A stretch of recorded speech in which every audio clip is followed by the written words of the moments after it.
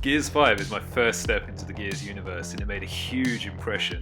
It's old school in its approach with big guns, big bosses, big moments with a gritty, character-driven story which I thoroughly enjoyed. Does it get better? It gets tolerable. Sticking with the story, Gears 5 has two real protagonists, I would say, but every character stands out. Faz has a brilliant British sense of humour and often drops comments that resonate with the thoughts of a player. Del mixes brawn with brains, giving context to little moments throughout the campaign. JD stands out as a far cry from his father, Marcus is Marcus, and Kate provides the catalyst for some of the game's key twists. The dark story is filled with small moments of charm that made me laugh, giving light relief to however you're supposed to feel about a Locust invasion. No one told me hanging with you lot would be so much work. No spoilers, but there's a massive moment in the game where I felt real consequences, and it took me completely by surprise.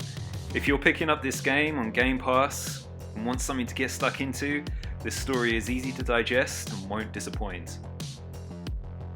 Gameplay-wise, Gears is known for being a cover-based shooter. I had no problems getting to grips with the mechanics after a quick tutorial at the start of the game. What kept me away from the franchise initially was the camera shake. Being so frequent would just make me feel like my eyes were rattling around. In Gears 5 you can turn all that off. There's a wealth of guns to use with retro and conventional variants. They come in big and small and feel unique when serving a mixture of close and long distance encounters. The impact of the environment is huge, determining whether you sneak, get up close, stick a move, or simply take cover and focus on range. There's a number of different locations to keep the game fresh, and the enemy types add further variety. They come in all different shapes and sizes, meaning you need to employ different tactics to dispose of them effectively. It helps change the pace of the game, with faster, more nimble enemies adding urgency, whilst the big bullet sponges give you that sense of impending doom if you wait for them to get too close. The campaign is meaty. I'd say you could sink a couple of days into it. Given the changes in pace, story, and ability to upgrade your drone, things don't get stale. Speaking of your mechanical companion, anywhere you decide to explore off the beaten path is often rewarded with upgrades. These unlock abilities, which add their own moments in firefights.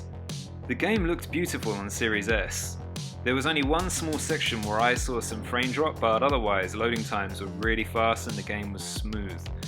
In fact, I don't think I ever felt like I was waiting for the game to do anything. I'd highly recommend getting this off Game Pass. Even if you're new to Gears, like me, you'll come away with a good understanding of the universe, characters, their development, and why there are so many people that love the franchise.